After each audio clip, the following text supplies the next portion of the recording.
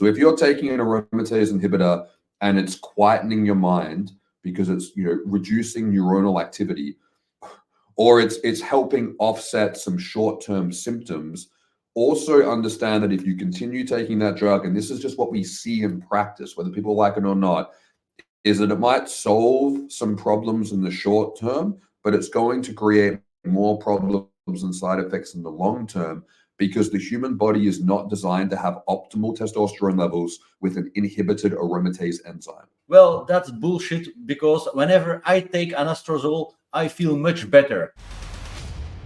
If someone does a line of cocaine and they feel better, does that mean it's medicinal? I mean, at what point do we draw the line here?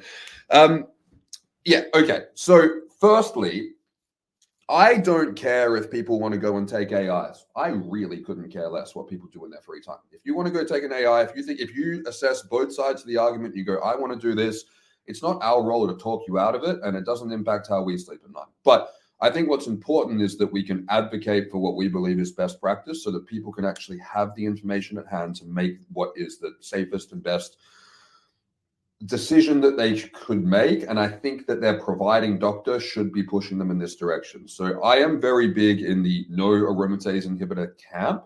I'm also not a medical doctor, so, you know, take it with a grain of salt.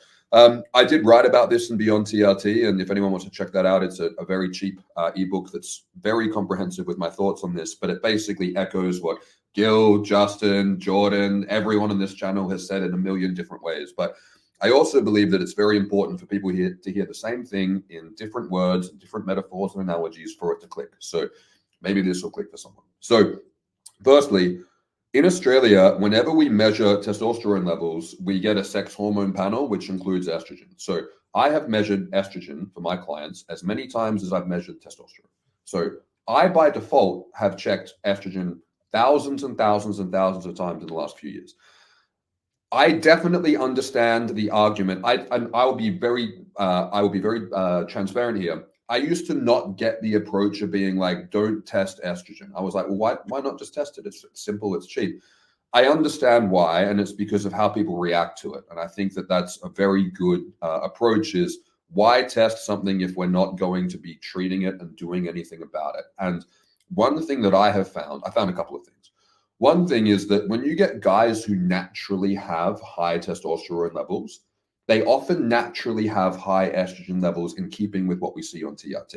That's the first thing. So, and again, not always. I've seen guys with very high natural testosterone levels above the reference range and undetectable estrogen levels. But I've also seen guys with very high natural testosterone levels and, you know, using the US units, like estrogen in the 60s. Because their testosterone is through the roof naturally.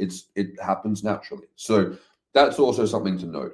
The other thing that I have found is that and this is the biggest point I made in Beyond TRT, is I have not found serum estrogen levels to correlate with estrogenic symptoms. And this is just the proof in the pudding of why Jordan and Gil, and I think Justin as well, don't test estrogen, because it doesn't actually correlate with the symptoms. So that's also very important. So when guys go, okay, well, I take an aromatase inhibitor and it makes me feel better. Okay, going back to my cocaine or you know, doing some Jaeger bombs analogy, just because something makes you subjectively feel good doesn't mean that it's good for you. That's number one. Now, if those things are in nature and it's natural, cool. Then a lot of the time, the things in nature, or the things that are natural to human evolution, like exercise, sex, eating good food, those things make you feel good, because we have this feedback mechanism which is inbuilt into us to further the human race. So the things that are good for us feel good, so we'll be driven to them. The problem is when we have modern technology, hyper-processed food, and pharmaceuticals, this can hijack this system, and it can lead people down the wrong paths, because they get positive reward for doing things that aren't good for them. And it can be very difficult to subjectively navigate this. So I understand why guys are in a predicament with this. And when I started TRT, there was like Jay Campbell's ebook on TRT, and that was it. There was nothing. There was no YouTube channel. There was none of this stuff. So it was less noisy. Now I think it's great. We have so much information on TRT, but there's also so much noise. So it can be very difficult to work out what to do. I get that. So confusing. You're looking at a field that's very murky. And then the other thing that I think is tricky for these guys is that they felt terrible. They started TRT. They felt better. They had issues with this, and then they took the aromatase inhibitor, and then they felt better. So going, okay, well, this intervention made me feel good and this intervention made me feel better. So why is this one good for me and why is this one bad? I get that too. So I get it's confusing. But firstly, I do not, and this is just the overarching theory that I have, is that optimal testosterone levels should not require pharmaceutical drugs to manage one of its metabolites. And that's why we talk about injection frequency being very important to more mimic natural physiology. And that can often resolve the side effects people are having because their symptoms aren't from estrogen levels per se. It's just from having fluctuations that aren't in keeping with male biology. We're not meant to be in a weekly hormone rhythm or a fortnightly hormone rhythm like women are. We're meant to have a daily hormone rhythm. So that can throw us out. Absolutely. That's a big one. But what I have found when it comes to estrogenic symptoms, and this is a very long-winded answer of saying this, but I have found that estrogenic symptoms correlate with the same thing that caused the low testosterone in the first place. That's just what I have found to be very consistent. So it does create nuance and it does create difficulty, but I have found that estrogenic symptoms, and this is borrowing from Jay Campbell, is more closely associated with insulin resistance than it is with serum estrogen levels. So that can be a factor. The other thing is that estrogenic symptoms can be coming as a result of poor diet and lifestyle.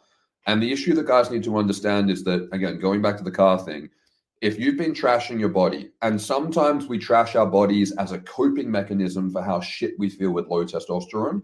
So that cannot, there's also needs to be some degree of compassion here. But if your body is trashed, you're out of shape, you've got poor habits, you're insulin resistant, you're metabolically compromised, and you put optimal testosterone levels in your body, if you put the most optimal amount of testosterone levels a man could make into a body which would not be making those levels, even if it could, you're going to get side effects because there's a disconnect. If you put a Lamborghini engine into a Suzuki Swift that needs a service, you're going to rip out of the car park, you're going to have a honeymoon period, and then it's all going to blow up and fall apart.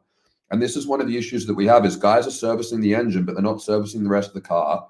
And they're also not understanding that they either don't know how to drive the car well because their car's been broken from day dot, which happens, or their car's broken because they trashed it because they didn't know how to drive. So if you take someone who crashes their car and you give them a sports car, what's going to happen? They're just going to crash it even harder.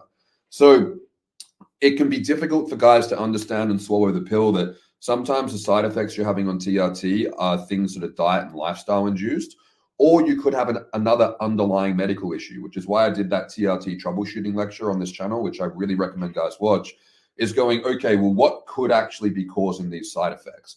And a lot of the time it can be fatty liver disease, which is undiagnosed. It can be hypothyroidism. T3, if you Google T3 aromatase, you will find that T3 is one of the main regulators of aromatase activity in the body. So if you're hypothyroid and you're going, oh, I'm putting a bunch of testosterone in and now I'm getting these estrogenic symptoms, is the solution to block estrogen or is it to increase T3? It might be to increase T3 if you've got Hashimoto's.